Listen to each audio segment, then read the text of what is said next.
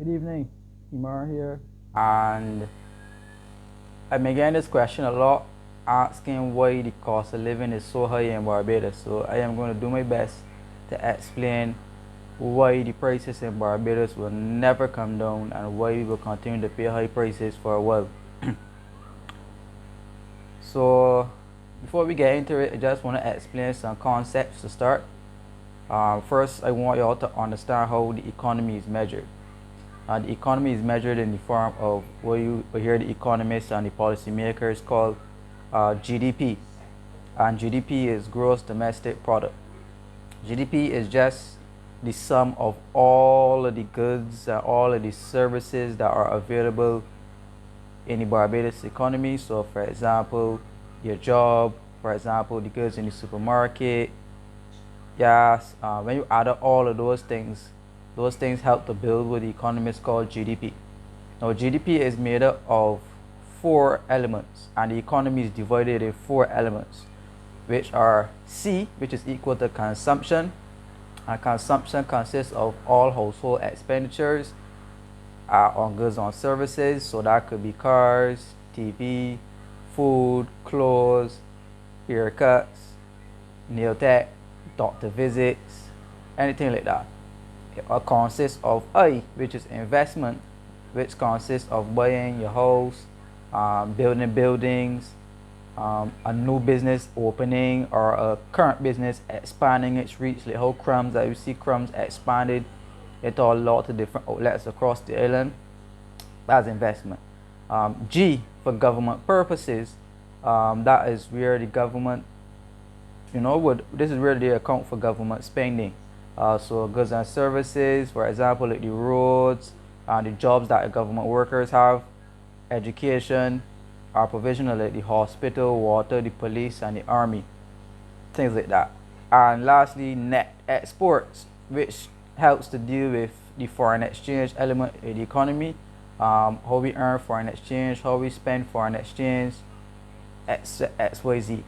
So when you take out your credit card to buy from Amazon or to buy from Wish, all of that is measured under the net export. So just to sum that up, GDP, C plus I plus G plus NX, consumption, investment, government purchases, and net exports, i.e. foreign exchange. That's the entire economy, how the economy is made up. How economists manage GDP? They manage GDP by something called fiscal policy. Fiscal policy. So fiscal policy refers to the use of government money, government spending, in essence what they make and what they spend in dollar form, and the different tax policies that they will use to influence the economic outcome. So if you could see, the government got taxes on VAT, got income tax, corporation tax, all those different taxes combined with what the government spending and making is called fiscal policy. And the government has used that to try to effect a particular outcome. Now there are 2 types of fiscal policy: expansionary fiscal policy and contractionary fiscal policy. I can say that one more time: expansionary fiscal policy and contractionary fiscal policy. The words alone speak for themselves. One example of expansionary fiscal policy is to lower the tax rates, lowering tax rates, and increasing, remember we spoke about G earlier, increasing G, which is government purchases or government spending, to increase demand throughout the economy. So the logic behind the approach is that when people pay lower taxes, they have more money to spend or invest in products or services, which will fuel higher demand from the businesses that will sell the products. Now that demand is supposed to increase businesses' income and allow firms to hire more, therefore decreasing the unemployment level, and allow the different companies in the labor force to offer competitive deals. So good pay, you get an increase of pay every year, good work conditions, being able to join the union, and the different benefits that a job would give you. That is the idea. Oh. Expansionary fiscal policy is usually characterized by what we call deficit spending. So in layman terms, deficit spending is when the government spending exceeds income from the taxes and other sources wherever the government may get money from. So again, government spending way more money than they earn. That's what's called deficit. In order to make up the shortfall, government will have to borrow. So for example, if government made $1,000 but they spent $1,500, they will go and borrow the excess $500 from somewhere. So traditionally we would have borrowed from the central bank. We are now borrowing from the IMF, and we are also borrowing from the Chinese. And deficit spending tends to result from a combination of tax cuts, higher spending on government purchases. So that's the government expanding itself, spending more, along with tax cuts. But in Barbados, what has been happening is that the current government has been earning way more money than it spends, which is a good thing. But the downside to that is that it reduces the amount of money in the economy, the amount of money circulating, which makes the economy a tad bit smaller. So therefore, if you could recall, the last administration would have printed money, which left excess amounts of money within the economy. And since the government came in, they've been trying to reverse the amount of money that the last administration printed. So that is why, if you recall, the government is not running a deficit, but they're running a surplus, which is reducing the amount of money available within the economy. So again, the government gives some tax cuts on the income tax, and they give some tax cuts on the corporation tax. And if you can remember the minimum wage that came in this year, the tax cut for the corporations or the businesses was the basis for the government trying to implement the minimum wage increase. But however, the benefits did not trickle down, because whatever gains that the businesses had available from the tax cuts were overridden by the increase in operations costs during the COVID period. So persons were not able to enjoy the benefits of the tax cuts on income or the increase in minimum wage. So I think I want to touch on briefly is what we call printing money, because I mentioned it in my last paragraph. Barbados, as you know, printed a lot of money before. We are not printing so much money now, because we have to maintain what you call the exchange rate peg, which is 2 Barbados dollars to 1 US dollar. So when you print money, this causes the interest rates at the bank to fall to combat inequality with the foreign reserve rate and keep the economy balanced. So the reason why you're not getting any money on your accounts at the bank is because interest rates are extremely low due to the printing of money from the last administration. So when you continuously printing money, this creates what we call a foreign reserve crisis. So when you hear the government speaking about the 2 billion in reserves, which they would have borrowed from the International Monetary Fund, is that they're trying to protect themselves from what you call a foreign reserve crisis.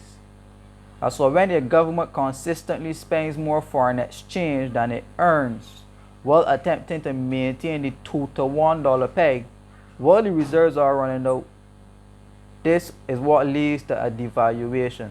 So again, just reminding you, when this administration came into power, they had a foreign exchange crisis and that the reserves were going to soon run out. So that is where we borrowed from the International Monetary Fund. We borrowed foreign exchange from the IMF. The problem now is that with tourism almost destroyed and international business almost doomed, those were our two main foreign exchange earners. So Barbados is in need of a foreign exchange earner, or we will be borrowing from the International Monetary Fund for years without an end in sight. And the danger of devaluation is in sight if you don't find a foreign exchange earner and the IMF chooses not to lend us any more foreign exchange. So going on, I'm on to contractionary fiscal policy now. Contractionary fiscal policy is when the government chooses to cut its spending and increase taxation. It takes money out of the consumer's hand and it cuts what you call the C Consumption. If you could recall, I gave you the C earlier, consumption. This happens when the government cuts subsidies, transfer payments, which includes welfare programs, they end contracts with public workers, and they start to send home people and lose jobs. So this makes the economy smaller, or what we call contract, right? And government has been cutting spending and cutting its purchases as a part of the IMF birth plan, and spending less on the country's infrastructure. They also been cutting jobs, as I said. They've been closing and merging some of the government departments, and the government instead increased taxes across the board. So it's tax on water, tax on gas, increased bus fare. And then on top of that, COVID hit, which caused a massive increase in the operating costs for the essential businesses that were open. Therefore, most prices increased across the country due to the increase in demand and the reduction in supply of goods that were available.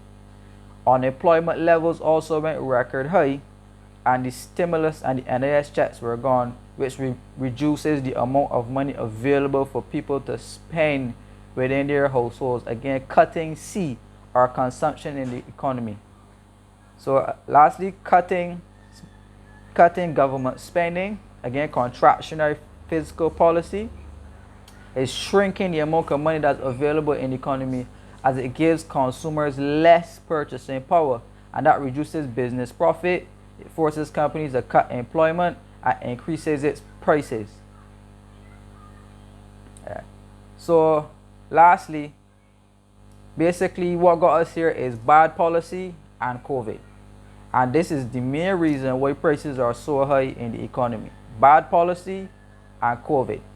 Now, economy is constantly in something what we call equilibrium, or equality, where the price and the output would match evenly. So for the average price of goods, as compared to the output, is usually on even keel. So economists usually try to balance it on even keel. Since what we call a shock occurred to the economy, as in a disruption of economic activity occurred, this would have made the economy smaller and causing the economy to contract and become smaller, right? So COVID, and I said bad policy, caused the economy to shock and to become smaller, causing the supply of goods and services within the economy to become smaller. So you will see that most businesses were closed and only the essential businesses were allowed to open, which contracted the supply of goods and services to the average citizen. So when the supply for average goods and citizens contract, it usually causes the demand to go up, which will send up the price of goods and services. And bear in mind, since that we were already in a recession before COVID, it would have doubled or even tripled the prices to go up even further to bring the economy back into balance.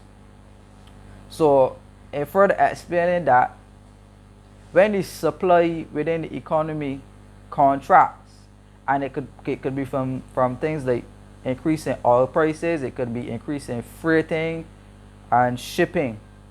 All right, as you can see, the ships were not coming really, so we had some shortage of goods within the supermarket, and that helped to drive the prices up. Right, so also, and I'm just going to wrap up on this point, in order for the economy to return to its normal size, and this will take a while, this is not a short-term thing, this is going to take a while, the demand for goods and services will have to go up. The demand for goods and services will have to go up. So in order for that to go up, prices will have to go up, because the government cannot intervene by offering any more stimulus or borrowing any more money. So therefore the economy will have to self-correct. And the only way to self-correct an economy is to allow persons to pay higher tax rates, so that the government can continue to make money from the higher tax rates in order for them to afford money to pay for education and the schools, to run the hospital, to run the police, to ensure that you have adequate health care, to pay back debt and interest. So the government has to make that level of money, because if they reduce the amount of taxes, that would signify that the government would make less money, and therefore less money will be available for the average citizen from the government's perspective. Sorry. Like I said, the government cannot print money or they cannot borrow, so therefore the ability of prices to come down will not happen. So therefore it is reasonable for me to conclude that high prices in Barbados will continue to be for some time, and they will not come down anytime soon. Thank you very much for listening. If you have any questions, don't hesitate to contact me. I am always ready and willing to give an ear. Thank you.